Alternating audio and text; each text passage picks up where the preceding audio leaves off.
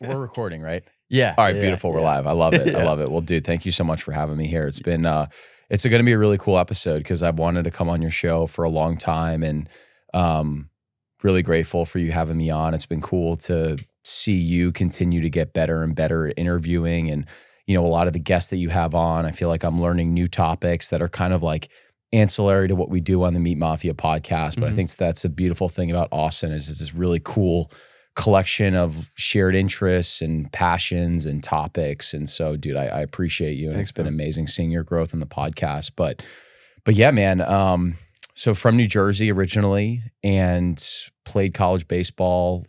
Basically, like my entire life was committed to just trying to be the best athlete that I could be with a very singular purpose in life, which felt good. I feel like I've kind of reclaimed my singular purpose now, but that was a huge instrument to shape me, understand how to overcome adversity, work ethic, how to be a great teammate, things like that. And I basically justified everything that I was doing under the context of, I'm a college athlete, therefore whatever calories I consume, it's just going to go into the massive amounts of training that I'm doing, right? So I didn't know how to cook my own meals, was eating a ton of processed food, was binge drinking every Friday and Saturday, chronically stressed out from baseball, like chronically stressed out to the point that I was getting sick before I would perform, was putting so much pressure on myself.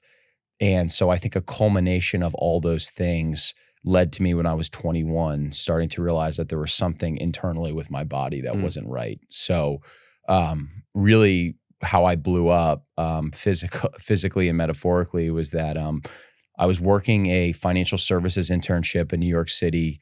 I was living at home with my parents in New Jersey, and I would take the train 2 hours into the office, 2 hours back. So it was kind of a bomb of a commute, a 4-hour commute. 4 hours. Jeez. Yeah. If you get the express train, it's faster, but a lot of time, like I would say it would probably average like 2 hours there, 2 hours back. Yeah. I was gonna say 4 hours there, 4 hours. No. back. That would be insane. That would be insane. Some people do that, which is wild. But no, man, I was so excited. I'm in, you're in New York City, the skyscrapers, the energy, like first time working in an office. You have all these big dreams and visions and things like that.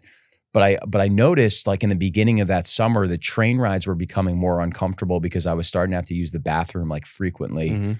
So I'd have to go like 2 to 3 times, which I thought was really weird over a 2-hour duration. And then, a few weeks in, I start noticing blood in my stool. And a lot of times what happens with young men, right, is, you think you're invincible or you're stupid or you don't want to seem like you're vulnerable. So you don't tell anyone. So I'm like, well, it'll just go away on its own.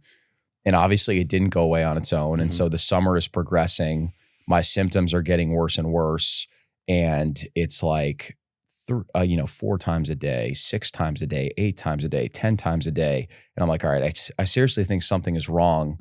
And then like the last week, I was literally shitting blood. I was shitting like straight blood, like 20 to 30 times a day. Called my doctor. The doctor was like, dude, like you've let this get so bad. You need to go to the ER now.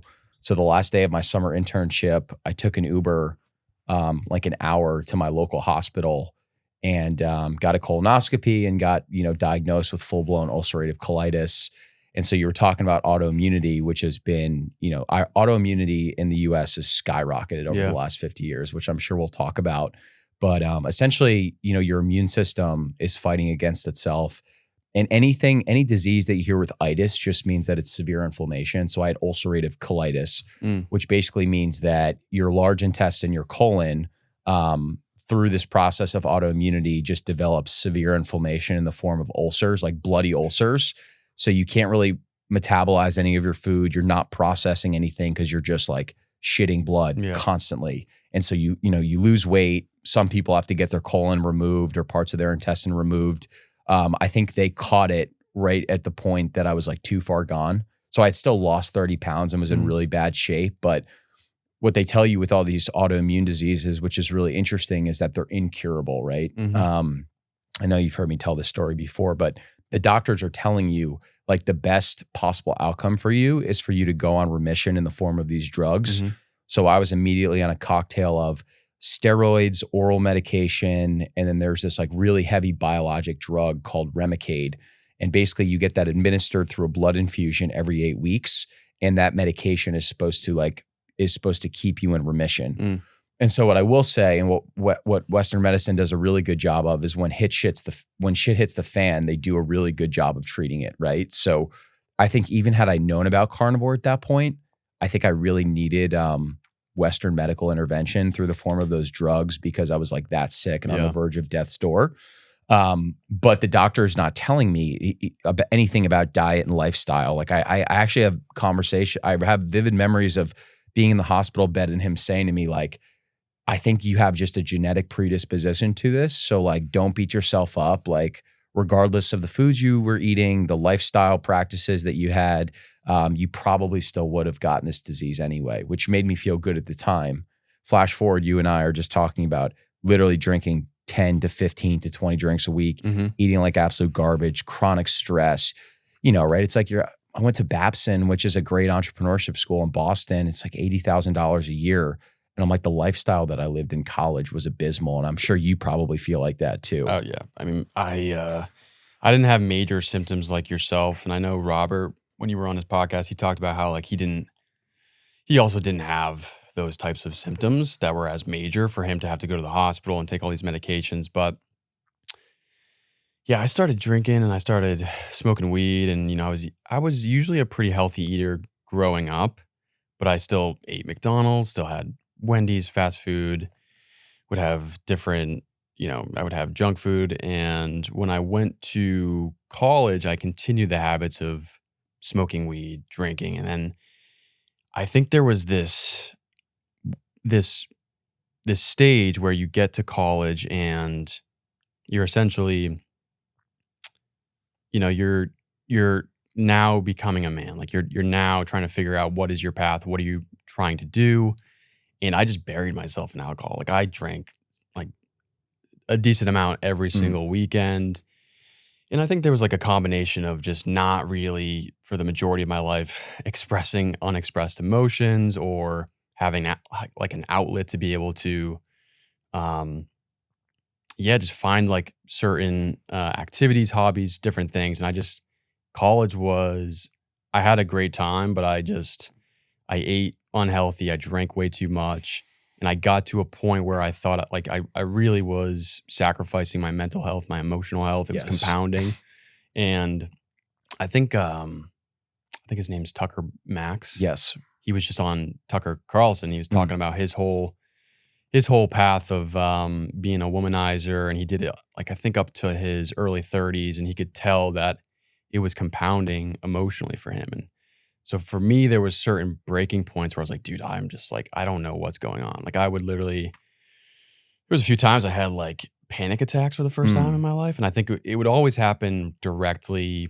And it only happened like 3 or 4 times, but it would always happen the morning after a big night of drinking. So I think I was just super dehydrated, very like just my body was telling me like, yo, you are drinking way too much. Yes. So, and even before, so out of college, before I got into Bitcoin in 2020, and out of college, I graduated 2015. In 2017, for some reason, my subconscious mind gravitated towards the food industry, and I read Fast Food Nation, Food Inc., and it blew my mind. It absolutely blew my mind. So from there, I started to, fix my health in certain ways, not as best as I could have, but eventually course corrected, made major shifts, and like 2017, 2018, I like made a major I was 25, I think, and I had like a quarter life crisis, and I was like, okay, I dropped my relationship, I dropped my job, I was working in restaurants. Restaurants are known to have a drinking environment, and I eventually, course corrected. It was in the moment, it felt really sad. It was like, dude, I just like dropped everything, and I looking back in retrospect, it was like what I needed to do to like figure my own shit out. And then I eventually was focusing on exercising, but when 2020 came around, that's when I started learning about Bitcoin. And Bitcoin just like, literally opened my mind up to just just the connection between so many different aspects of society. So Safety Dean talks about this in like the Fiat Standard. He's got like I think it's 3 parts in the Fiat Standard where he discusses Fiat life, and Fiat food is like 1 chapter. And then now, as we know, I think his name's Michael that was at the Yes. Sapien Center. Yeah. He co-authored Fiat food. Matt Lysak. Matt okay, Lysak. Matt. Yeah. Similar. Yeah. Yeah. So when I read the Bitcoin Standard, and I haven't finished the Fiat Standard, but I got halfway through, and Twitter was a big thing too. I actually started following you and Harry pretty early, I think in like 2021. And it just, I mean, completely exploded for me to realize like, oh wow, like our society is plugged into, and you know, I remember in part of the podcast with Breed Love, you guys talk about, you could put on the conspiratorial hat and say like, do the elites have some type of incentive to keep these subsidized, corn and sugar and all this stuff, keep that within our food system so they can make financial profit, but also keep everybody kind of, mentally in a brain fog, like almost, you're almost like chemically domesticated and neutered, for lack of a better term. Which just like, I've gone down that conspiratorial road before, and to ruminate on that all the time is not healthy. And I've tried to switch perspectives, but sometimes I can't help but connect the dots and think maybe that is something that's actually happening. But anyways, I find a great sense of purpose and passion with speaking to people that are doing what you're doing with trying to bring awareness to our food system, speaking with regenerative agriculture farmers. I had Ryan Griggs, yeah, Regenaissance. And he talked about Hashimoto's, and so anyways, yeah, man, I really, I've also had family members that have just, I believe, potentially gotten sick from glyphosate. So this pulls the heartstrings for me, like speaking to the food system. So, when you I think you were talking about how you went on a date at one point and you had to go to the bathroom like 4 times. Oh, dude. Yeah. Cause I'm like, this was before I'd gotten hospitalized. So I was 21. So you're in New York, right? Young guy, beautiful women everywhere. And I was like, it was like a kid in Candyland, just being exposed to New York City. Like even despite me being sick, it really is an amazing city in a lot of different aspects. It's like something I've outgrown, but at the time it was incredible. So I'm still trying to like, the problem with these diseases is like, especially as a young man, you're like yearning to still just live a normal life. So I was still going on dates with people. And I remember having a date where I literally went to the bathroom 4 times and she thought I was like doing blow in the bathroom, even though I've never touched cocaine before. But your life really does become, it revolves around like, where is the nearest toilet? Like, hey, I'm in a Starbucks. I need to get the password to get in there. Otherwise I'm going to literally shit myself, which I did multiple times. And not to get too off topic, and I'll relate this back to my story, but it's stories like you that get me the most excited. It reminds me of the Jordan Peterson exercise where he tells you to basically make a T-chart and make a list of all the right decisions you're doing and what outcome does that lead to in 10 years. And then make a list on the left of all the wrong decisions that you're doing and what path does that lead to. So like the feeling that you had at 25 of getting out of this relationship that wasn't right for you, leaving this hospitality job, you were kind of explaining like maybe like the sadness or uncertainty. And it's almost like whether you're conscious or subconscious of it, you're mourning this like past life that that's comfortable. And then I see you now, being so invested in the Bitcoin space, literally owning this amazing asset that's going to set your future family up for financial freedom, working at Unchained and an amazing job that's like pushing the Bitcoin space forward, holding space for these amazing conversations. Like I see you at, MetaMen, the impact that you have, the light that you have. And it's like, there's this whole other version of Shane that you were able to bring into existence because you really got your health in order. Yeah, it's kind of funny because I before, when I came to Austin, I was like, I'm kind of glad like they didn't see me in college, like all these new friends that I'm making. But there's almost like a part of me that realizes that if you continue to maintain friendships with people that saw you in those dark times and they can see you where you are now, it's like, there's this there's more depth to the conversations that you have and the relationships that you have with those people. And just to touch up on, the moment where I made those not drastic, but just those big decisions to pivot, I just knew that there were multiple aspects of my life, whether it was nutrition, drinking, my current career in hospitality, all these different things that I needed to like figure out and clarify and readjust. And I felt like there was no other option to just reassess. So yeah, man, it's just inspiring to be in Austin and to be around people like yourself and people at Unchained and the Bitcoin scene and Squatch. And it really does, like, being in this ecosystem really does like uplift you to strive to be better versus like me. Like I love my family and I've got some, great friends back home, but staying in rural Massachusetts, I don't know if it would have accelerated my growth. And that's why I made the move to come here. And there's obviously trade-offs to maybe not seeing family as much and whatnot, but yeah, man, it's been a wild ride. And like I said, I'm still kind of dusting off the cobwebs right now with getting back into the podcast because of this injury. But yeah, man. So once you got into Joe Rogan and I think Paul Saladino, Sean Baker, that was like a major epiphany for you to like maybe to realize maybe there is another alternative path that is not what doctors are prescribing or recommending. Yes. So there's actually it's funny. There's two light bulb moments that I had. The one in 2019, which I talk about a lot, and then there was one in 2017 that I don't talk about a lot. And so I graduated from college. I was like a highly recruited baseball player. I had 25 Division I scholarships. Went to Seton Hall first on a 75% scholarship. Basically just drank away my career, played like absolute dog shit, got cut from the team, and ended up transferring to Babson, which I thought was a better education. And kind of just, I thought I was really going to get my shit together. I thought Seton Hall, that whole experience would be a wake-up call, and it really didn't.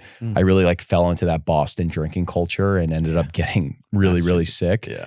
And so I get diagnosed with UC in 2016, so I still have to go back for my senior year. So I was so sick that I actually thought I was going to have to miss my senior year or delay my senior year, but I was fortunate enough to go back. And but I remember thinking to myself, well, I'm on these drugs, therefore I can do all the same shit that I was doing. So I was still binge drinking. I was still eating like garbage, which is so crazy knowing what I know now, but that's how naive I was. And the first light bulb moment for me that I don't talk a lot about is, so it was July 4th weekend. I had a really good friend from college that had a house in the Cape. And so we just went up there and just like partied for a week straight. Where on Cape Cod? I think it was Dennis. Okay. Yeah, I think it was Dennis. My family has a place in Falmouth. It's unbelievable, by the way. It's like, it's beautiful. Yeah. And I have the type of like white guy genetics where I hold a lot of fat in my face, and just like when I just don't do the right things, I just hold inflammation. And I remember seeing a picture of myself that weekend, and I had a buddy that was like, dude, you look like absolute shit. And I was, dude, that commentary pissed me off so much. But it's like, I actually appreciate friends that are willing to tell you the difficult truth, even if it's difficult in the moment. And I did, dude. And I remember seeing that picture, and there was just like this light bulb that I flipped a switch, man. Like I was listening to Jocko Willink, I was listening to David Goggins, I was listening to all these dudes that have this incredible proof of work. But I was just like too much of a coward to actually like invest some of that ethos into myself. And I had a really good buddy that was back home with me in New Jersey after I had graduated, who was, he was an Army Ranger in unbelievable shape. And I said to him, I was like, dude, like, I just want to like build like proof of work with my physique that I'm actually proud of. And he said, look, you're overcomplicating it. If you want to get into amazing shape, you literally need to start running. And I'd sucked at running, even though I played baseball. And he was like, all I want you to do is literally go on a treadmill, put a towel down. I don't even care what speed you're running at. I just want you to go for 30 minutes at a time. And so he was right next to me, with me, like a good friend. And I remember running 3 miles for the first time willingly on my own. And that was a huge deal for me. And then I woke up the next day and I did the same thing again. And then I woke up the next day, I did the same thing again. And then I did like a 5-mile run outside on my own, which was a huge deal. And I just kind of like incrementally increased the distance. And even just running, not knowing anything about nutrition, I was still starting to see really good positive benefits. Start working my job, start doing 4 a.m. morning lifts, still doing a lot of running, doing a half marathon, doing a marathon, doing a half Ironman. And I was finally starting to become this person that I was proud of, but I didn't have the nutrition dialed in yet. So me getting my physical shit together was huge. And then discovering Sean Baker on Joe Rogan's podcast in 2019 made a lot of sense, because I basically had built up like 2 years worth of internal confidence through like physical proof of work of actually doing hard things. Because I had always been the person that was like, was talented and thought that I worked hard, but was always running away from the things like deep down that I knew that I should be doing. And so then when I discovered Baker on Rogan's podcast, the light bulbs really went off, because I'm like, here this guy is, incredible surgeon, doctor. He's in amazing shape in his 50s. And he's talking about this all red meat diet. And he's saying there's actually a chance that you can heal. Like saying, hey, I've taken patients that have severe autoimmune, Crohn's, colitis, rheumatoid arthritis, eczema, et cetera. And they're doing this diet and getting off their medications, which I'd never been told before. But because I felt like I transformed mentally and spiritually through some of these difficult physical pursuits, I was in the right state of mind to be like, all right, maybe there's something here. Maybe I can actually heal. And I remember listening to that podcast, thinking to myself, I'm going to do this thing and I'm going to put my best foot forward. And if I do this for a week and it sucks, I can always go back to what I'm doing now. But if there is a chance that I can heal and I don't need to get an infusion every single 8 weeks, like clockwork, that's costing $60,000 a pop. Yeah, that's nuts. Why would I not do that, man? And so was in the Upper East Side of Manhattan, just loaded up on all the animal products that he was talking about. A lot of red meat, a lot of ground beef, fatty chicken thighs, some fish, some eggs, some grass-fed butter, some beef tallow, some coffee, some spring water, and just like religiously cooked my meals for the first couple weeks. And dude, the beautiful thing about these drastic changes in diet is, for a lot of people, it only takes a few days for the lights to start to go on. And I remember a few days in just being like, dude, my stomach feels good. Like this kind of burning sensation that I had in my gut, I don't feel that as much as I used to. Oh, I'm like popping out of bed at 4 a.m. and I'm like energetic, and anxiety that used to bother me and cripple me isn't crippling me anymore. And I'm proud of the person that I'm becoming, and I want to just work really hard at my job. Like maybe there really is something to this. Maybe I should go all in on that. And that just led to this like multi-year journey of like really just trying to uncover what's going on with the food system, learning about regenerative agriculture, connecting with farms, continuing to tinker and clean up my diet. And flash forward to 2021, I went in for another colonoscopy, because when you have UC, you have an increased chance of getting colon cancer. So they have to kind of go under the hood and just make sure that your inflammatory markers are really good. And not only did I have zero inflammation, I didn't have any microinflammation. And my doctor would never tell me this, but in my definition, that's being medically cured. And he was comfortable getting me off of the drugs that I was taking, which never happens, dude. It literally never happens. That's why my story got popular in 2022 when you first started following my stuff, because there's all these people that are sick that are on the internet, on Twitter, on Reddit, looking for answers. And here is someone saying, hey, I did this diet and I actually got off the drugs that your doctor is telling you that you can't get off of. Yeah. Yeah, it's just so wild. Like your doctor, the way that you just said it, like your doctor didn't or wouldn't be able to tell you that you were medically cured. And Yes. Is that because they're incentivized to, or maybe he just isn't used to seeing that? And, you know, like is he like doctors seem to be incentivized by just, you know, there's this connection between the pharmaceutical industry and what is the, you know, maybe not dogma, but like what is the like academic prescription for this, and they don't. There seems to be somewhat of a narrow-minded view on how to take care of different patients. Yes. So he just eventually got you off the meds, but yeah, just wild to me because like they're so incentivized to, prescribe you certain things. And just to go back to your, starting off with physical exercise. For me, when I was on the brink of like about to make the decision to end my career or end my job, leave my relationship, I was running every day. There was one time I ran 8 miles in between work. I had like a shift and started out like in the morning, and then I was going to close, and like in between I ran 8 miles, and I went back to work in that, in the second half of the shift.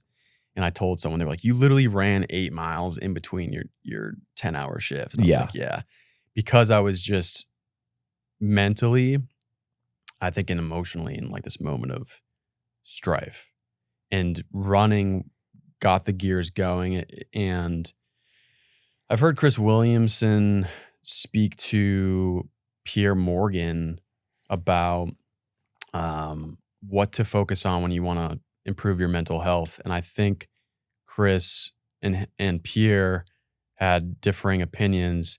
Chris said you should take care of your physical health first. I find that to be true. I think running, going to the gym, you just physically feel just revitalized, and you're able to, when you're drinking, you're eating like shit, you're essentially, your bodily sensations just prompt more resistance and maybe fear. You were saying how when your friend pointed out, that picture, the picture, and you felt like you were a coward to move forward. It's like when you're in that lifestyle of eating like shit, drinking so much, it's kind of hard to explain if you haven't been immersed into that lifestyle, but you're almost like your body is like dependent on using these foods and using alcohol to feel a place of comfort in a way. At least that's for me. And when you step outside of that, it can be kind of like psychologically, whoa, like where am I going with this? Or it can be fearful because you're also tied socially to drinking with your buddies and family. And so man, physical exercise was a big, it was just, I'm not physically exercising right now as much, and I can already feel like, the differences between my performance and work and even on the podcast. So that would be my recommendation for anybody that's like trying to maybe get through a challenging moment like this or whatever in life, is to just go on a run, go to the gym. It can really spark some motivation with yourself. That's just from firsthand experience overall with me. So yeah, I would agree with you. It's almost like those 8-mile runs were like your vehicle that broke the chains that actually got you from suburban Massachusetts to Austin, Texas. Yeah. And it reminds me a lot of like Sahil Bloom. He's someone that's had this meteoric rise on Twitter, and he was a huge inspiration for me to start writing threads. And so people come to him from all over the world, and they'll ask him, hey, what recommendation do you have if I want to build this business or do this or, get in this career path? And his singular piece of advice to everyone is like, wake up at 5 a.m. and go to the gym. And he says there's no such thing as a loser that wakes up at 5 a.m. to go to the gym. And to your point, I wholeheartedly agree with you. I don't know how I think building up a physical proof of work will lead to great mental health. Like even now, like these books that I love, like, Think and Grow Rich, The Secret. I know you're reading Psycho-Cybernetics right now. Yeah. I'd love to talk to you about that at some point in the conversation. But like, I couldn't digest the ethos of that until I was actually doing things that I was proud of. I even think that like my relationship with Christ and getting rebaptized, I don't think I would have had the courage to do that 5 years ago when I was when I was just in terrible shape and not treating myself like I was someone that mattered. Yeah. Just to bounce off of what you just said and intertwine Psycho-Cybernetics, I'm only like one chapter in, but he makes it a very clear statement that you can intellectualize all this, but if you don't put it into action and experience, it's not going to be as effective. And the whole thing is, the author, essentially, he was like the inventor of the phrase "your self-image," and to alter your behavior and your personality and your confidence and sense of self-trust and respect, your self-image at the end of the day, like, is the foundation of that. And so you can find, different examples of experiences to raise your confidence. Because some people, like the way that our minds work, we are constantly looking for threats, right? Just for like a survival mechanism. We did that back in the day when we were, fighting off lions and all this, different primal situations. But what I've noticed is if you don't put things into action, like you can interpret all of these mental models, these psychological changes, but you have to apply them. And if you don't apply them, you're not essentially at what he describes in the book in the first chapter is there are changes in your nervous system and within your brain that occur when you actually have experiential proof of whether or not you could take these certain actions versus just digesting 20 books per week, or month or whatever. It's helpful. You can state these things, and that's where he also talks about positive thinking. Like you can try your best to positively procure thoughts, but at the end of the day, if you're not like taking certain actions to improve upon things that bring resistance, you're not gonna improve that self-image of yourself. And going to the gym, doing all these different things. I mean, you kind of have to, like even today, like doing this podcast right now, like not going to the gym, not working out. I was like, oh man, maybe I'm not going to be on my game today. You know what I'm saying? And being able to still do it right now. And other, like with Ryan Griggs, like not going in the sauna, crushing a workout before, because that was my routine with the podcast. It was like, go for a run or lift some weights because my brain felt primed. And I'm not really doing that as much, not as an intensive as a workout. And being able to show up and be like, okay, I don't necessarily have to do that. Because if you weigh, that's the tricky thing too. It's like if you say, oh, I didn't get my meditation in or I didn't work out today, so my day is going to be filled with anxiety. Then you're self-sabotaging yourself. So there is this, you have to be kind of, it's trial and error and a constant, flow of self-awareness too. But psycho-cybernetics, I'm very pumped to get into that. I might buy that and read it side by side with you because I've heard a lot. It's one of those books that you hear time and time again on this Twitter sphere. And it's kind of like, it's like Think and Grow Rich. Some people say The Secret, Psycho-Cybernetics. There's like this collection of books that are just these incredible vehicles to develop this knowledge and this mindset that really leads to a successful life. Yeah, and the reason why also it's been popping up for me too is I've, coming to Austin, I've locked in on my nutrition plan, gone to the gym religiously, gone to men's circles, opening up into spaces to be vulnerable, because I think that's what, despite some men in society might think it's kind of like you're kind of a pussy if you're expressing your emotions and stuff like that. I think strong men are able to be vulnerable and to have conversations and reveal certain aspects of themselves, but also remain confident, and they're even stronger now because they've healed certain aspects of those vulnerable things within their life.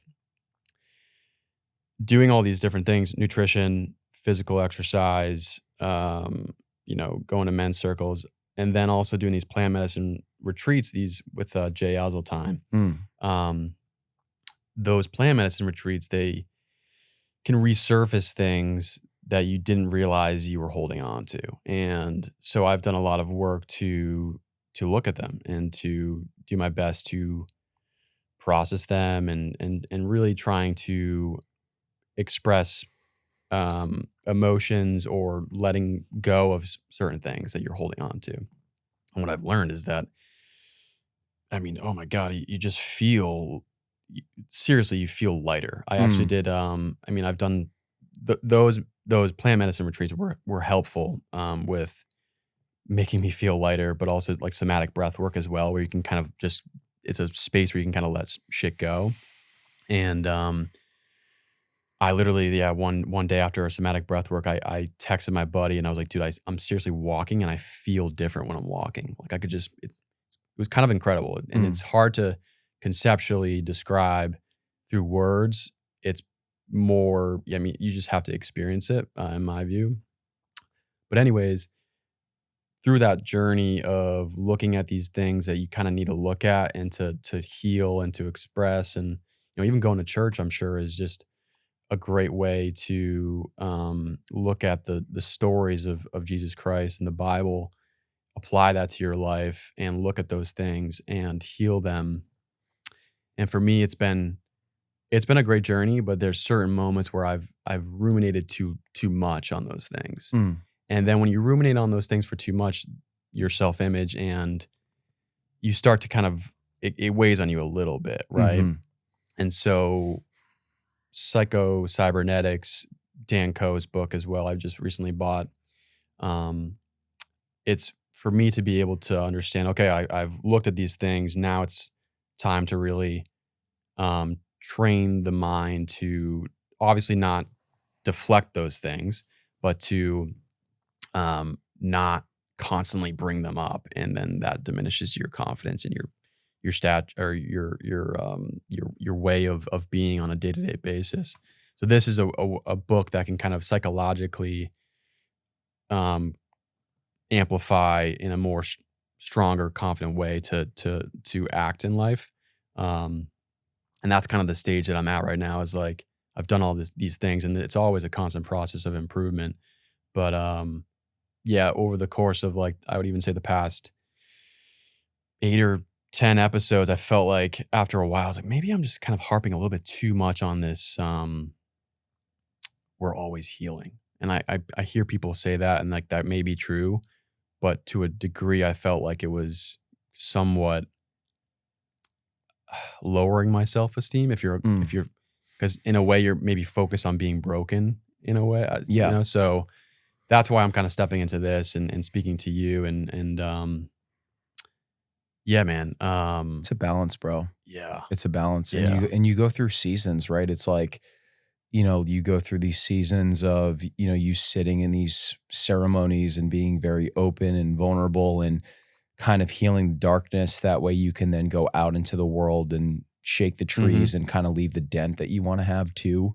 And I think a lot of people struggle to blend all these things together, where they're either like healing 90% of the time, but they're not being productive to be impactful to society. Or it's like, let me just like push all this fucked up trauma into a box, and I'm just going to be as productive and laser focused as possible until that blows up on you.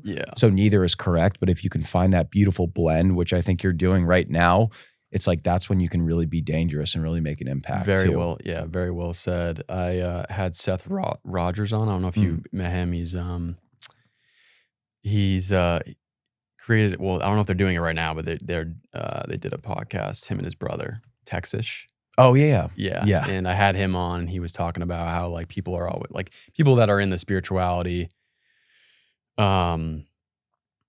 space, they're like, oh, I'm always healing, and this is my boundary, and don't cross my boundary. And it's like applying it to your life, like being able to go through all, like, how do you blend all these things together and then take it out into the world? And that is the ultimate, test there. Like, you can't just say, oh, I did ayahuasca and I went to Costa Rica and I'm doing all these things, and so I'm good. And like, then you kind of ignore,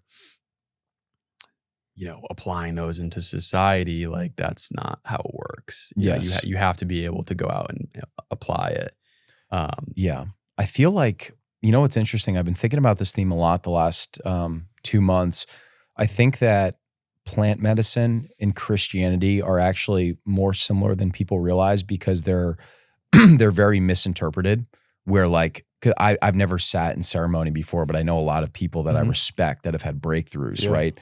And same thing with Christianity. It's like Christianity has been my vehicle the last year, and prior to that, I was, I had my heart closed towards God and Christ. But I was like, there are a lot of people that I respect that have really gotten, have had profound experiences by going to church. So there must be something to that.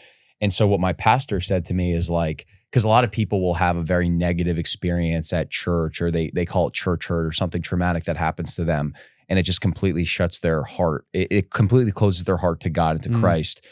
And what my pastor said was like, that's not God, that's human misinterpretation. And I think these ceremonies are the same exact thing, where you see this person in Austin that's gone on, 25 ceremonies, and it's just healing, and it's unrelatable. And it's like, that's not it. And I'm obviously talking from an armchair quarterback perspective, but my guess is that, that's not the right way to use the plants in your favor. So it's like, don't demonize the tool with the person that's wielding the tool. Figure out what your own relationship to it is, and find people that you really respect that can teach you the right thing. I forget his last name, but Peter, that just moved to town in Austin, who's a Bitcoiner, Peter Conley. He credits plant medicine to basically like saving him from some of the darkest abysses that he'd ever been in. And Kelsey Sharon, who we had on the podcast, who's the host of Brass and Unity, suffered severe PTSD, and the plants were really what saved her. So I'm like, just because I've done something, it's like, who am I to just like chastise this whole concept when it's clearly had profound benefits in a lot of people's lives. And I think the same thing applies to Christianity too. Yeah, man. That was this is something that I've been investigating, and there's one part of the conversation with Breedlove where you guys talk about, because Breedlove seems to be a follower of Christ, but he's still kind of exploring. Yes. Interestingly enough, so I'm doing that same thing. I'm trying to come to my own conclusion, because I can't, part of me does want to go to like Red Rocks in Austin, because it seems like a great community to be involved with. And I've watched videos, I see the pastors there, and I do feel uplifted every time I listen to their sermon. Or speech. But I'm still, I don't want to just do that just to be, just to do it if I'm like, I'm feeling like I need to be in a community. Like, that's still good, but I want to make sure that I actually feel like a true belief in it. When I signed up for Jay's plant medicine retreat in March of 2023, the shaman that he works with, he practices in a religion called the Self-Autonomy, which is a relatively new religion that was created by or founded by this 6'5"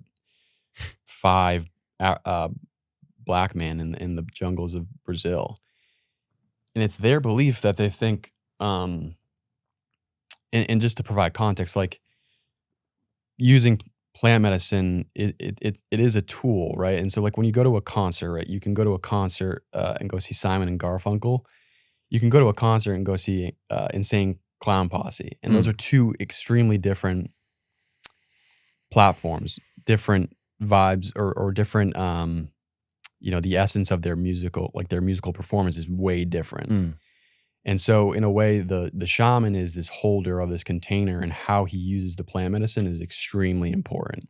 And so the shaman that Jay is connected with, he practices within the Self-Autonomy, and the Self-Autonomy, their specific intention is to call in Christ. And they believe that utilizing the ayahuasca within this religious context is the second coming of Christ. I actually bought this book that talks and speaks to this. I have no way of verifying any of this, right? This is all very like a subjective perspective, and you have to go through the experience. But I have gone on the second retreat, and the state of consciousness that I was in was the most profound experience I've ever been. And I mean, in a way, and I'm still trying to interpret what is Christ consciousness, because I don't know if you've heard that state, or that phrase. But it's very, very interesting, very, very fascinating that they believe Christ has returned and it's in the form of these plants, which, yeah, some people might say that who knows, that might be a very, that could be true or whatever. But, yeah, so I've just been exploring that, that because it does truly feel when you take the 3 that I've done, absolutely every single time, every single ceremony, a bigger power is now in the space. Like it is here, and it's like, whoa, it like got like, and I've had a Britley, this girl named Britley on my podcast, and she's reflected on like, you don't need these things. Like they're great tools, but like just sitting with God, she's a Christian, is really all you need. I'm like, yeah, that might, be true for you. And like everybody has a different experience, in different, paths. So it's, yeah, I'm kind of going back and forth but it's something that I'm very interested in. And I look at you, I look at Harry, I look at different people in the Christian church, and you said something in Robert's podcast saying like, I was looking at these Christians and I could feel and see they were happier. They felt stronger within themselves, and they weren't coming off as egotistical or superficial in any way. It was just this embodiment of like true confidence, and that is something that I know I want to pursue something like that, and I'm just in that discovery process right now. Totally. So. Yeah, I think that's well said, and that's amazing. And I would just encourage you, like, basically every Christian that has peter-pattered back and forth on should I go to Red Rocks or not, or whatever church it is for the first time, had a very similar feeling to you of like, I don't know how I feel about God. I don't know how I feel about Christ. I don't know how I feel about the Bible, but I'm curious. And it's like, I always go back to that verse in the Bible of like, faith the size of a mustard seed can move mountains. So I think that if you're curious, there's a reason why you're curious. And at a minimum, you'll listen to amazing worship music. The sermon that you'll hear is going to be extremely applicable to life. It's going to teach you how to be a better person. And the community that's there are just like pretty amazing people for the most part. And we look at these things like, plant medicine and church and Jesus Christ as very mutually exclusive, but maybe there could be this like amazing blend between these two topics that you could bring to the world. And so, yeah, I would just encourage you to explore that curiosity. And there's so many other people that would probably be at Red Rocks when you're there that are on the same exact wavelength that you are. I mean, we literally do a Christian men's group in town, and one of the kids that shows up is Jewish, but he's like, I just want to learn more. Like I was raised Jewish. I don't know how I feel about the religion, but there are a lot of people that I respect that are Christian men. And I just want to show up and be surrounded by other great men that are doing things with their lives. And I'm just kind of here to learn. And I think that's an amazing thing. Yeah. It's so interesting to see people that, convert to a different religious path. And I always am fascinated by like why they made that decision. And usually the case is they started off in one religious path that was a little bit too rigid. For instance, like some of my family members, they were like, I was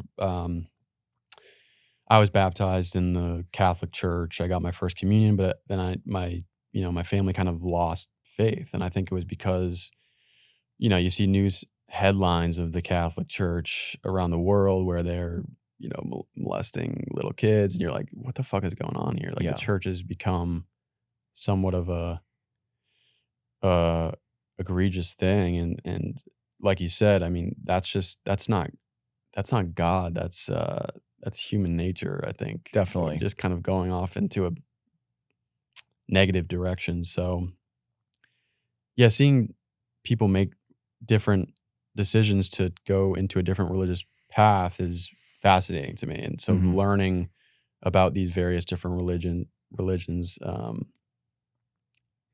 it's helpful for me to really make a decision, because I eventually do want to kind of make it a weekly practice, daily practice. And I do it in my own way right now. But yeah, man, I want to pivot to the Meat Mafia.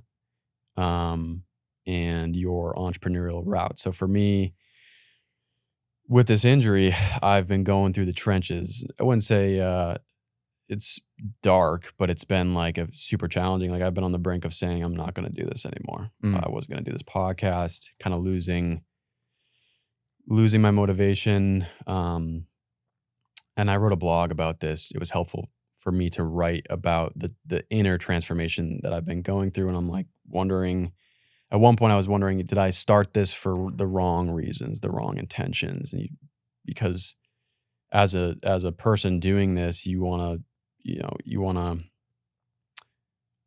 obviously do it with the right intentions, but also you're constantly, you're open-minded and you're shifting your perspective and you're trying to evolve and adapt. And so sometimes those things, those ways of thinking that help you strive in your business can also self-sabotage you because Absolutely. You're now critiquing the way that you're going about things. And so I'm doing this on my own right now.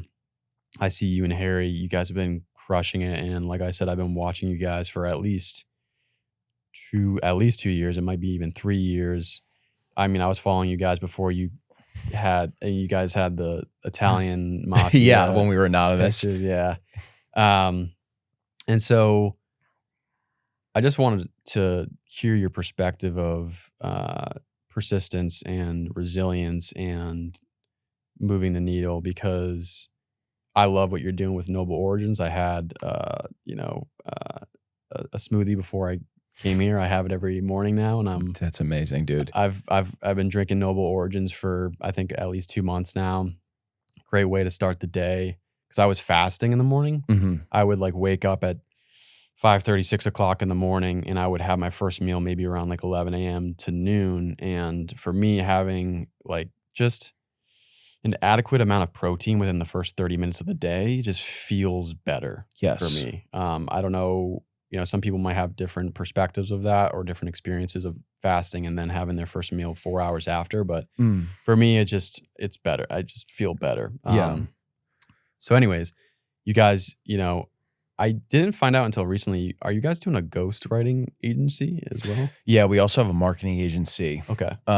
So so like everything that you're talking about is such important conversation, especially in the context of creating and trying to build something out, because everything you're doing, with this podcast, with the blogs, with the creative pursuits that you have, at a certain point, it is just this vision that you have in your head, and it's really your obligation to bring that vision into existence, right? And so some of the things that I remind myself are that like, it's actually supposed to be hard because we both picked very difficult things. It's like, if I was thinking of a business to generate cash quickly, the podcast out of a list of 5,000 professions would probably be 5,000 out of 5,000, right?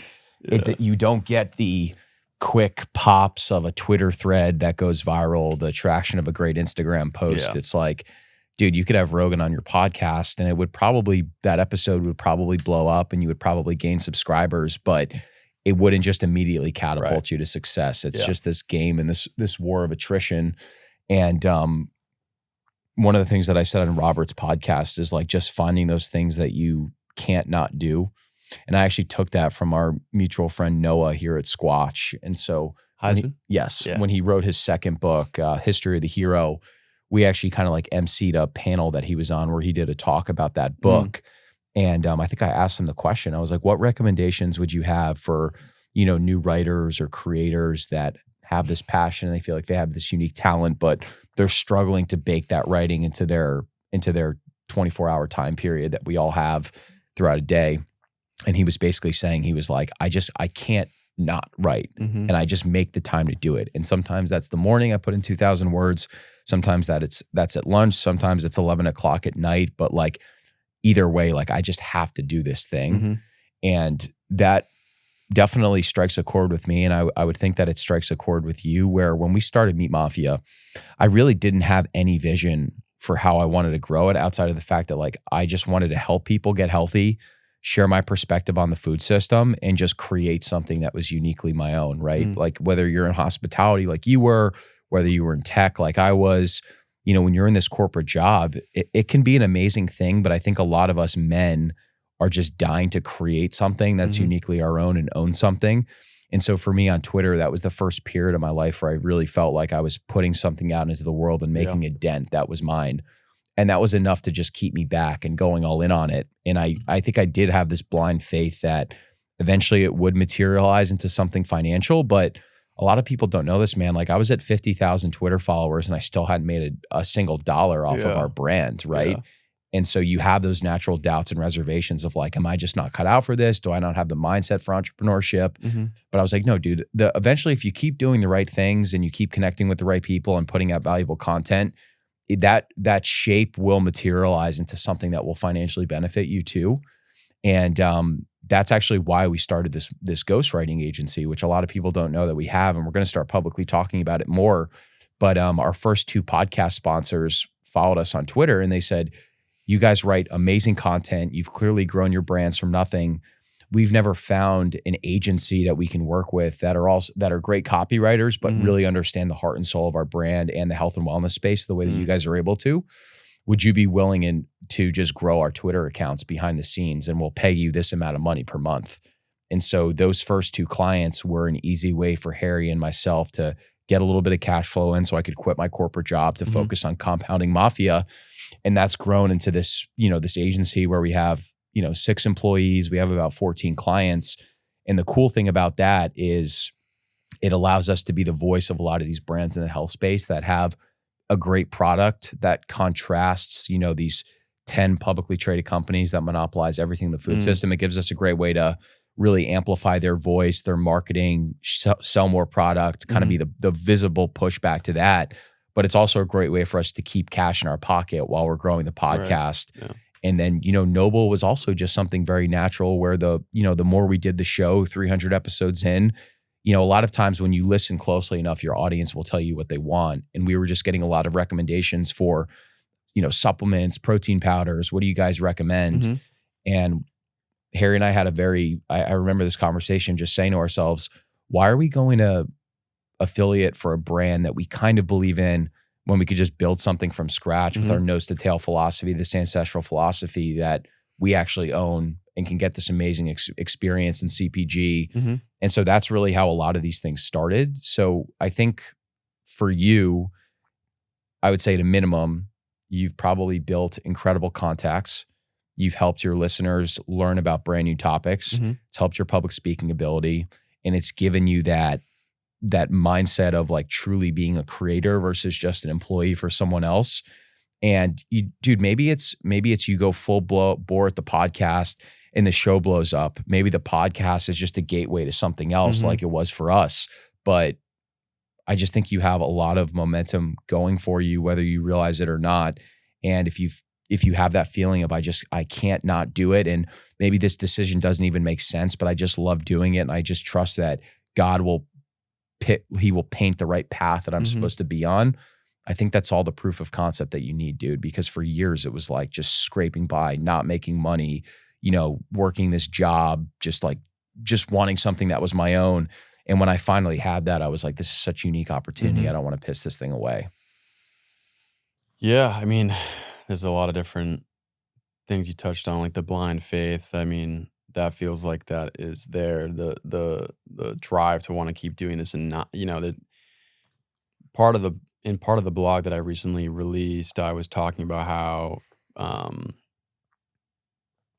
I've never had more of a sense of drive and excitement to build something of my own. And I've said many times to friends and on the podcast, I'm very grateful to be working for a company while I'm not making any money with the podcast that I'm very much aligned with. Unchained is an amazing company. The team I work with is amazing. We never get in arguments. They're so professional. But even at the top of the company, the executives are amazing. Like they do show a focus of values and the mission overall is something that I'm aligned with. And so it's not like I'm working for a company that's way out of alignment, like a pharmaceutical company or working on Wall Street or something like that, where we're helping change the financial paradigm and bring sovereignty financially into the hands of many different people, which is amazing. But I can't, a part of it is still, I don't always feel like I'm building something in that specific position that I have with the company. So doing this podcast has just provided a great sense of fulfillment. And so it's been over a year and a half, and I'm only doing like one podcast per week. And sometimes it's not even that. It's like 2 per month. And so, at one point, I would say in the past 5 to 6 months, I was like, okay, well, let me just try to still be smart with this. Like keep doing what I'm doing, loving the process, but focus on marketing. So I was like, okay, let me try. I've invested. Do you know who Dan Coe is? Mm-hmm. So I've got his book in my backpack I recently bought. I've also invested in his course called Digital Economics. And he talks about if you're just starting, you have like literally no followers, which I really didn't have. I had really nothing on Instagram, nothing on Twitter. Like really, I have 200 something subscribers on YouTube. Like my podcast is still very small right now because it's been very organic.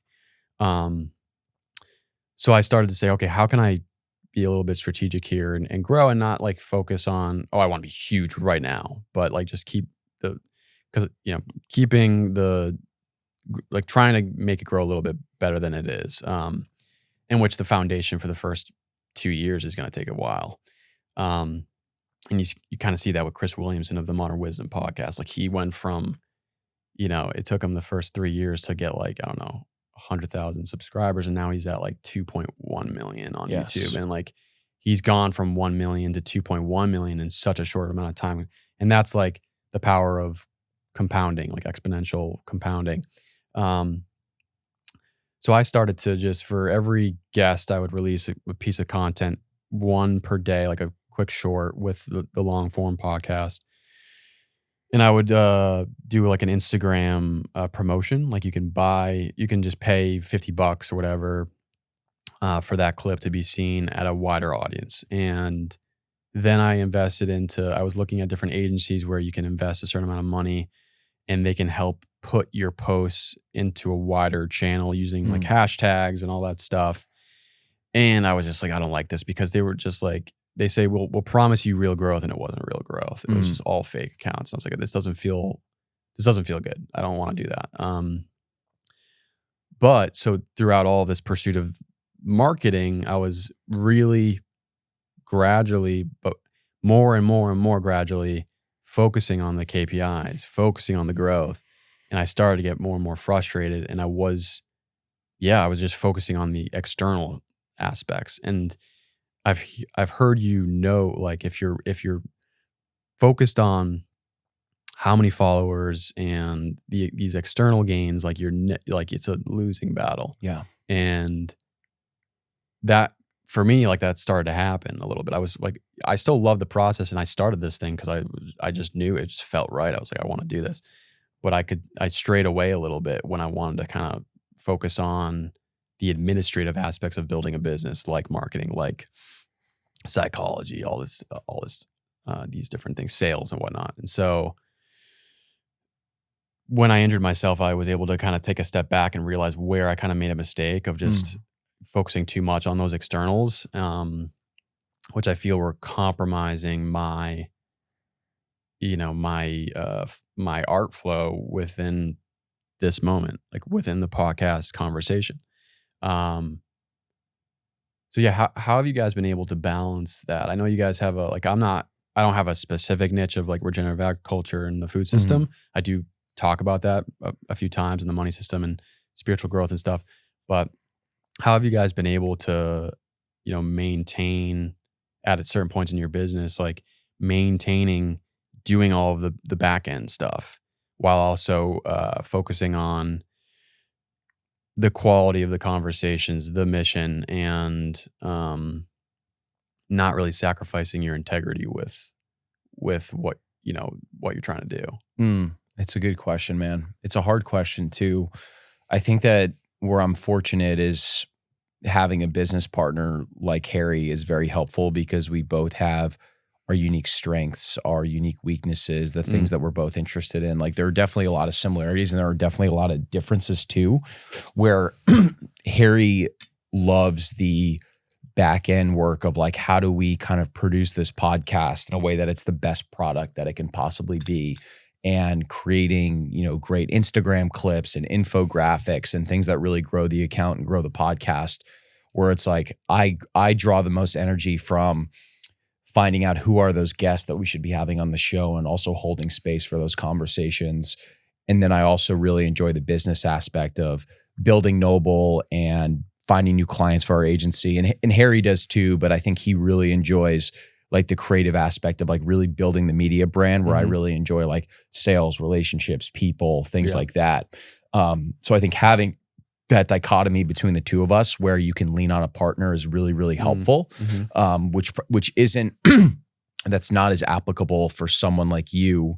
But what I always go back to is that with my threads, right? Like but my first year, I think I probably wrote 40 Twitter threads, probably written 5 threads in the last year and a half. Yeah. And the reason why is that I really struggle oscillating between the business brain and the creative brain. And obviously there are like a ton of threads or cliche topics that I could continue to be writing about where my account would probably be a lot bigger.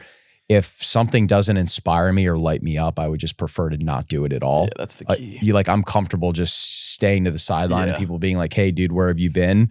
Versus like trying to like jam this like square peg into a round hole from a content perspective. Like I just want to shoot from the hip and shoot from the heart and soul. And that's something that I'll live and die by, and accept the fact that the brand might be growing slower than it could be, but at least the content that we'll be putting out is really authentic and unique to us too. And so I think the benefit of what you have is that you have this amazing job where you love the people and it's able to financially support you while you build out what you're doing now. And really the only bottleneck is like, I just want something that's creative and I want it to be able to grow quicker. And we had Dan Go on the podcast this week. And one of the things he was saying about Austin in particular is like, when you're in a city of so many creators, it's easy to like just shit on the corporate lifestyle and the 9-to-5 lifestyle.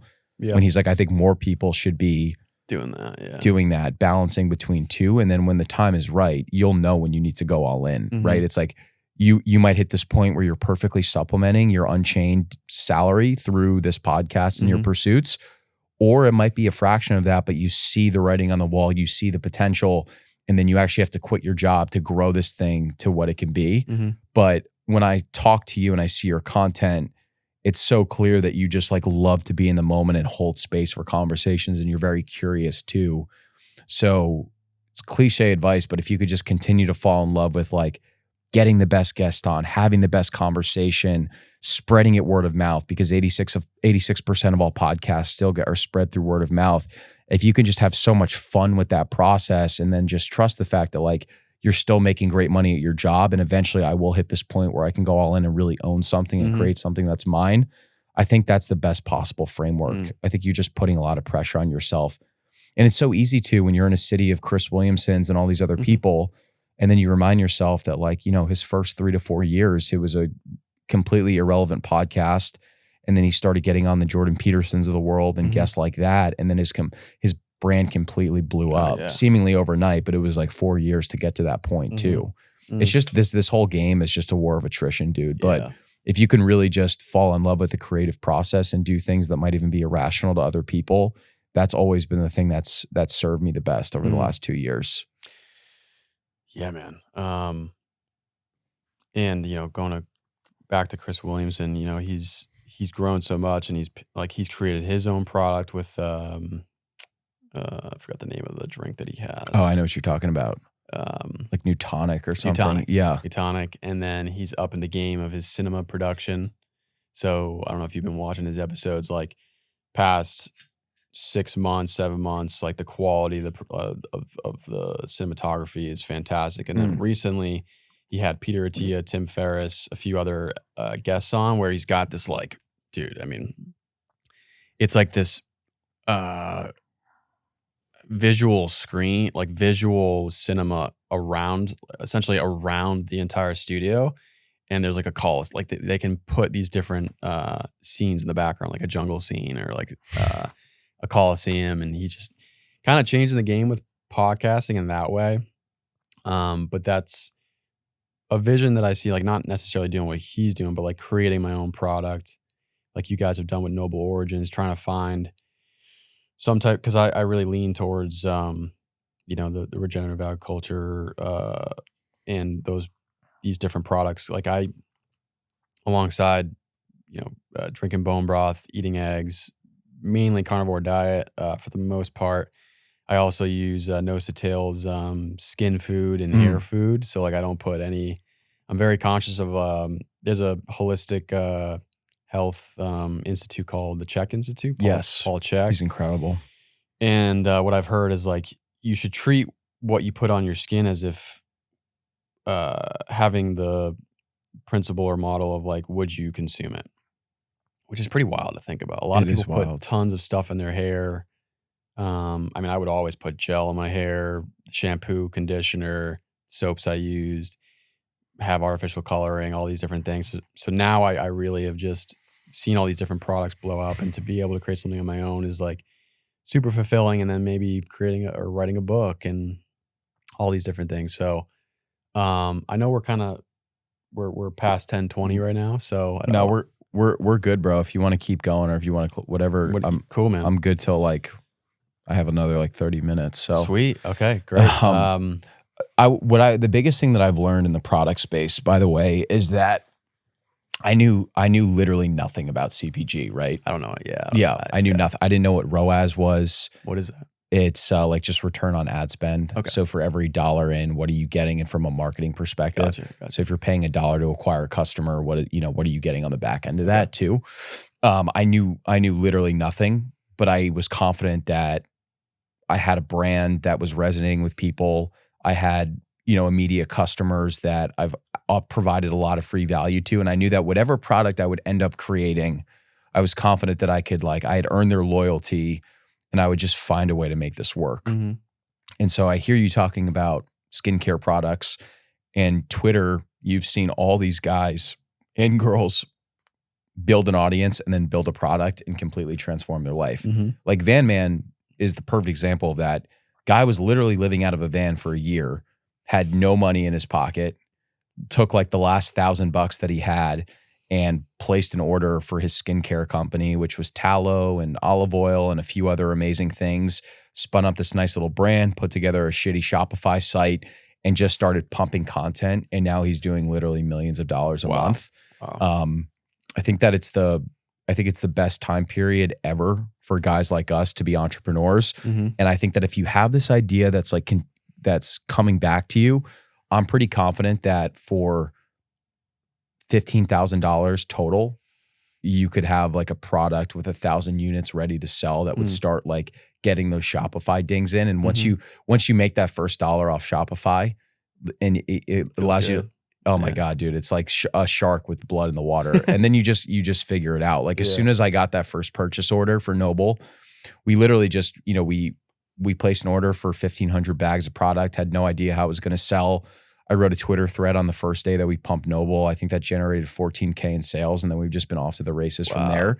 That's my point of saying, like, I have no doubt that with your intelligence, with your ability to tap into Twitter, your finger on the pulse for the health and wellness space, that like just pick something that you're confident in, dedicate $15,000 to it to get the product live, and then just don't look back. And you'll look back in a year and be like, I can't believe I just did that. Yeah, part of me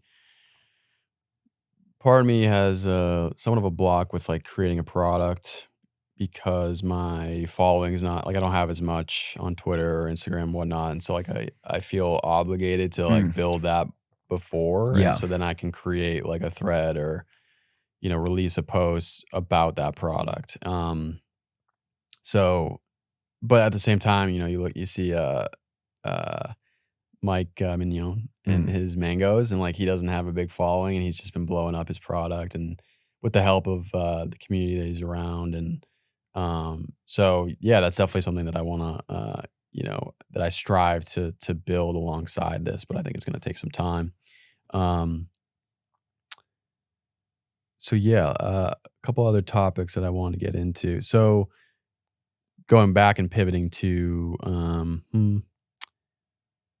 well, let's go back to, I had a question about grass finished versus grain finished. Mhm. I feel a lot of people demonize grain finished. They do. And can you describe like what are some of the misconceptions of that? Because I get my meat from K&C cattle. I've been buying a quarter of a cow for like since I moved to Austin. So I like five separate times bought a quarter of a cow. I mean, it's such a no-brainer for me because that's all I pretty much eat is beef, eggs, some dairy, and fruit. And I mean, if you look at the cost, it's like decent quality meat. The cost is much less than going and every week going to Whole Foods and buying ground beef and whatnot. And then I literally text Cole, which is super cool. I literally I'm digitally shaking his hand, Yes.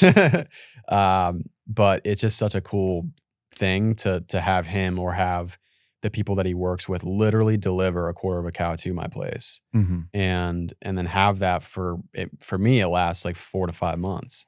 So the cost is great. The quality is great. His is grain finished. So it's grass fed throughout their entire life and grain finished. Then you've got like Shirttail Creek. It's grass finished and they charge a lot more. So I'm just wondering like, what are some of the misconceptions, which I'm sure you've talked about plenty of times.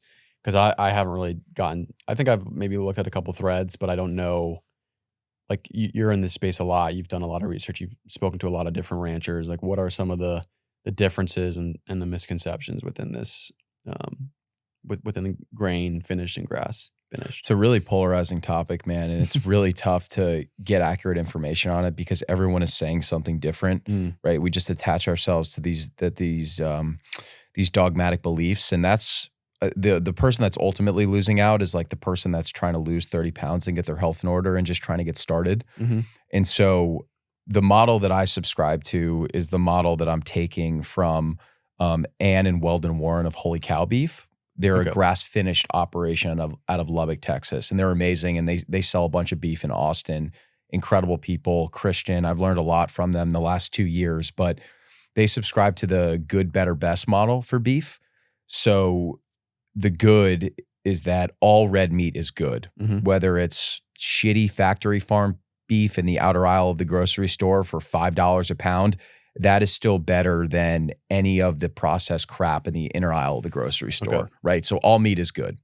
And also when I was healing myself from ulcerative colitis and I knew nothing about sourcing, that's all I was buying and it healed my stomach. Real quick. Yeah. Just to your statement of all meat is good. Like sometimes I see, so Nose to Tail, the founder of Sapien Center, Food Lies. Yeah. I've seen him post a newsletter of like, get some of our vaccine-free meat. And I'm like, wait, they're vaccinating cows. And so is vaccinated cow meat still okay to eat? I mean, I'm sure it's not as best as like pure, like no antibiotics, hormones, vaccines, but is it really that big of a factor there? We'll have to fact check this. What I've heard from a vaccinated cattle perspective is that, because this was really big about a year ago, there were all these articles that were blowing up about cattle being vaccinated. Mm-hmm. I had heard that was not happening to U.S. cattle. I think it was like potentially New Zealand and a few other countries. Okay. I would still obviously opt for something that is not vaccinated, but either way, I will still take vaccinated cattle over Reese's Puffs, right? So anyway, and we'll dig more into that. So all meat is good, right? So if you need to start there, if you're tied to your budget, if you don't know where to start, just start shopping at the outer aisle of the grocery store where the real food lies. Right. Cook your meals, and really, really good things will happen because you're starting to correct things from a macronutrient perspective. And then when we start getting into grass finish, sourcing, regenerative, knowing your rancher, that's when you start to correct the micronutrients. So all meat is good. Better is grass-fed meat, where the cattle is ideally fed grass for the majority of its life. And then best their model is best, which would be grass finished and regenerative, where you have a relationship with the local rancher. KNC cattle is very interesting because the cattle are living amazing lives. Cole is doing a great job taking care of them. They're low stress. They're out in the pasture and they're grazing. And then for the last few months of the cow's life, it's being fed, some grains to get a little bit fattier, get the marbling that we like as Americans. My thesis is that I think that if you took a micronutrient comparison of Cole's beef and then a grass-finished regenerative ranch, I don't think that the discrepancy between those two would be super, super far off. Okay. There's a guy out of Utah State called Stefan Van Vliet, and he's doing some really interesting studies of like getting into the data and the nuance around this stuff. But you will see these like statistical breakdowns on Twitter of like the omega-3 profile of like grass-finished meat versus grain-fed meat. But my argument to that is what constitutes grain-fed? Is it some like slaughterhouse and feedlot in Omaha, Nebraska, where the cow is literally kept in a pen and fed grain for the entirety of its life? Or is it something like Cole's? Because my argument is that because it's just the last few months of its life and it's very low stress, I don't think the micronutrient breakdown is that different from grass-finished meat. And we're talking about like nuances at that point. What I care way more about is actually knowing your rancher on a personal basis and buying from them and being able to go out to the ranch and trust and verify versus us getting into these wars of like grass-finished versus grain-finished. Right. Yeah. Okay. And I think Cole has also expressed how the grain is not, it's pretty pure grain. Like it's not, the grain that's grown is not filled with antibiotics or pesticides. I think he said that. Yeah. Versus like a factory farm where they're using these like the livestock, the cattle, they're being fed, soy, corn, grain that's just filled with potential pesticides and chemicals. Yeah. So that I feel has a big difference if you're doing it that way. And I'm pretty sure Ryan Griggs was talking about, because we were speaking to raw milk and the different, because like back then, no one even, it's kind of like how you said, we didn't call it regenerative agriculture. It was just agriculture. We didn't call raw milk. It was just fucking milk.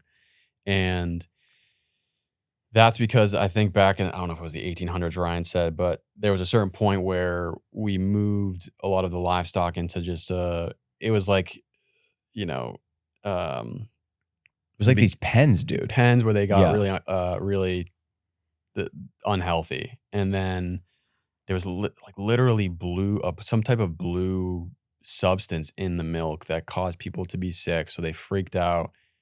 They then pasteurized the milk so that they burned off any potential for that bacteria, whatever. So yeah, I think we've lost, we have some type of short-term memory loss here with, going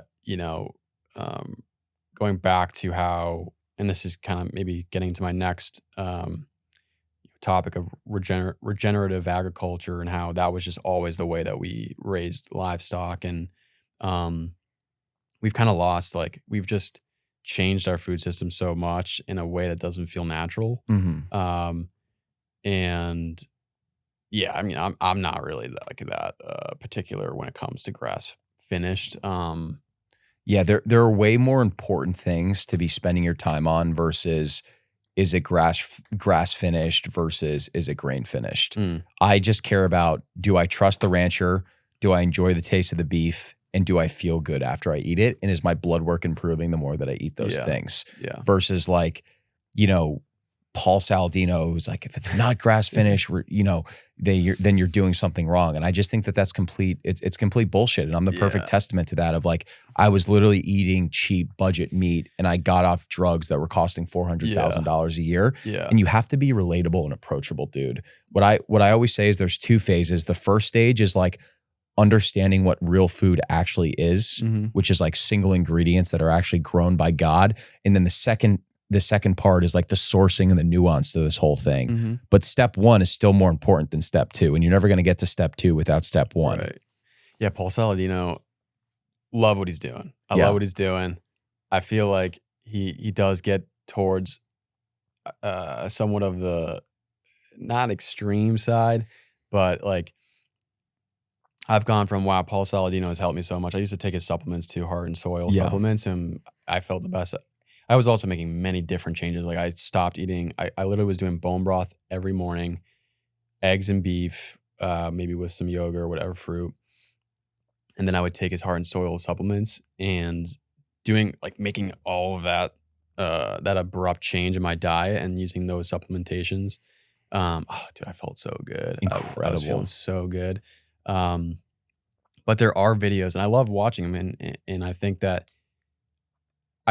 the purpose of his maybe being a little bit extreme with like, you shouldn't be having plastic water bottles in the airport. Like you should not be drinking water. Like he goes and brings a dozen coconuts in his bag. Yes. You know what I'm saying? Like I think what he's trying to do is really change the game of food and water, drink consumption products in the United States, that we get to a baseline point of like, why are we using plastics for food and beverages and all these different things? From a consumer perspective, though, sometimes it gives me a little bit of anxiousness, because like, okay, we're drinking this water from a glass bottle, which is great. Yeah. And so if I go ahead and have Fiji water and it's plastic, in the back of my mind, I'm like, oh, fuck, these are microplastics. And you freak out. And then you stress yourself, you stress out a little bit more than you should. And like, that's just, at the end of the day, that's worse. Like you shouldn't be getting so, and this goes with everything, like when it comes to longevity, like exercising, sauna, ice, and all this stuff. Like if you're too stressed out about that, you're literally contradicting yourself. Yeah. And that's something that I've learned. So I love what he's doing. I just think that's sometimes dude, you make such a good point, and that's very important nuance where you and I are very similar. We're like, read the Carnivore Code, listen to his podcast on Rogan. He taught me so much about this space, and I was using the Heart and Soil organ supplement and the gut and digestion one when I was trying to heal. So like, I have a huge debt of gratitude to Paul, to his team, but I have seen this change in his content where it's, maybe trying to optimize for feeding the algorithm. Also, like there's something about him where he just loves to be dialed in 100%. For me, I don't think that perfection is possible. And I think that a lot of these people err on the side of orthorexia, and it's not relatable. So you had mentioned this earlier. I think you had mentioned like, this fear of like not being able to do a good podcast if you're sauna and cold plunging. It reminds me of the person that wears an Oura ring and their sleep score is 55 and they just chalk their day up to being like, well, I'm fucked. Yeah. And the purpose of this whole space is to build resilience in the body so you can go live an amazing life and actually have greater margin of error if you go off the path. That's why we should be striving for metabolic health, not letting religion and health be your God and never deviating for the routine. It's like, no, you should be deviating from the routine so that when you have 4 kids and you get no sleep, you can still show up and be a great version of yourself. Or if you're out with your kids and you have to go to McDonald's or whatever, you just do the best that you can do and you trust that, hey, I'm going to bounce back for my next meal. Yeah. It's about building resilience. Yeah, absolutely. Like having the philosophy of knowing things are, it's okay to have imperfections. Yeah. Obviously, try to get a baseline of decent quality food, intention with your sources, all that stuff. But even when you get to a point where it's like, okay, I'm going to this restaurant to have a good time with my family. I know there's seed oils in this. Yeah. Whatever. Yeah. Like I'm not going to stress myself out more, and having that in the back of your mind, resilience towards like, my body is an incredible vehicle that can heal. Having that belief, I think, is very empowering to like, and still not ignoring the science of eating like shit, but for sure. Yeah. And again, there's so much nuance to a lot of this stuff, but to your point earlier, when you were talking about swill milk, it's like really what's happened over the last 100 years is we've essentially just tried to play the role of God, right? We've tried to become our own food scientist when God in nature really is the ultimate food scientist. So you take this incredible food like milk, right? It's literally the first thing that we're meant to consume as children is milk. And, what we start doing is we start industrializing a lot of these things. So we put these pigs on top of each other, or these cows on top of each other in these pens, and they're shitting on top of each other, and we're not pasteurizing the milk. We're keeping it really raw. So literally what was happening was the milk it had this bluish hue to it, like you had said. Yeah. And infant mortality rates were like 50%. People were dying from this stuff. Yeah. So they basically said, well, there's two options. We can either get rid of the pens and go back to this like kind of regenerative system that we had, or we can just pasteurize it. And so what we're doing is we're killing all the bad enzymes, and then we're killing off a lot of the good enzymes too. And now we have this aversion to milk in general, and people thinking that they're lactose intolerant. And the same thing with meat. And that's a really important concept of the food system. I remember thinking to myself when I was really starting to go down the rabbit hole, like, I remember thinking to myself, is our food system really based off of these like antiquated policies and incorrect theories from like 50 to 100 years ago? And it's absolutely true. A lot of that methodology still persists now, where there's people in New York that are opting for Oatly versus like real grass-fed milk. Like they actually think that's healthier, just like they think Beyond Meat with 17 ingredients is healthier than grass-fed meat. It's crazy. And that's the importance of getting the right information. And like it's why Twitter has been such a amazing. I mean, you've spoken to this plenty of times with some of your podcast guests. Like Twitter was such a huge thing for me to like. Twitter was what got me to the carnivore diet and eating healthy, and certain things I could have done to optimize Bitcoin custody. Like I bought Bitcoin with BlockFi. Thank God I fucking took it out. I did it really quickly. I was pretty good with like my steps of adopting Bitcoin. Like I pretty much went all in first few months I learned about it. Didn't hold my keys for the first 3 months because I had it with BlockFi. This is in 2020. And then they were giving back like 8% interest in Bitcoin just to keep it there. I was like, dude. And the price was amplifying. So I was like, this is amazing. Yeah. And then I went on Twitter. It was like, it's not really your Bitcoin. You have to hold your own keys. And so that was like profound. That was very helpful because like, as you know, BlockFi went out and people lost their Bitcoin. So the power of peer-to-peer free speech is so fucking important. And pivoting one recent news headline, Governor DeSantis has outlawed lab-grown meat in the state of Florida. And me personally, I was like, I'm cool with that. But some people are like, even a buddy of mine who would never eat lab-grown meat, he's a native Texan, eats, healthy sources of meat. He was like, I still think that's kind of overreach. And I've seen other people get mad about it. I don't know what to think, and I wanted to hear your perspective because there are these things that like the power of state government in a paradigm where the federal government seems to be like, Marty Bent, he talks about how they're manufacturing chaos. Yeah. That could be putting on the tinfoil hat here. When you look at different aspects of modern day society, I can't help but think that we are just like, we're going in a route that does feel like more and more chaos is being like, and then you can actually look at factual studies of intelligence agencies like doing things that are like, oh my God, like this was purposeful of what they did. And so when you think about the progression of this like necessary evil of our food system being corrupted, like, I had a podcast guest on that talked about how preservatives and different additives in food really began when we started shipping the boys for American men to war. So we put preservatives in to maintain the quality of the food so it didn't go bad, ship it over there. But then we kept that business of preservatives, additives, and it just slowly evolved into shit, right? Now we're at a point where, to a degree, the regulatory financial system government's kind of captured into this conglomeration, it seems. I'm not an expert on it though, so you can fact check me.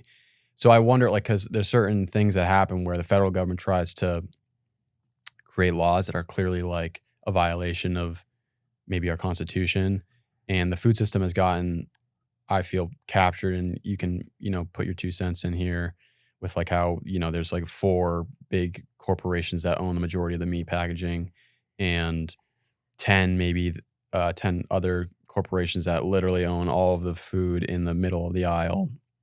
And so when you have this growing, powerful conglomeration that may be just incentivizing like literal poison in our food, and then they're introducing lab-grown meat and insects, like this is the whole WEF thing. And DeSantis literally in his Twitter post, like when he said he's banning lab-grown meat, he called out the WEF. He said, we're not going to be doing lab-grown meat and insect protein. Like, this is not something that we're doing. We're going to be empowering, funding our farmers, our ranchers. Like all of it is just exactly where, the Meat Mafia's goal and mission and viewpoint, it's all aligned with what he's doing. But people think it's somewhat of an overreach. And I don't know if you saw that headline. But I did. Yeah, that was, for me, I was like, sweet. But I wanted to hear your perspective on that. Like, at some points in modern society, if it's kind of like 1775, you've got the British government taxing us 2% and we're going to war. Now it's like 40%. Yeah. We're just lying about it and just like accepting it. But I saw a meme about that. That was so funny. That's so they literally sacrificed their lives, went to physical war to say, hey, we're not doing this. We're not doing this form of taxation because it's not livable for us. It's not ethical. It's not. It's a form of encroachment.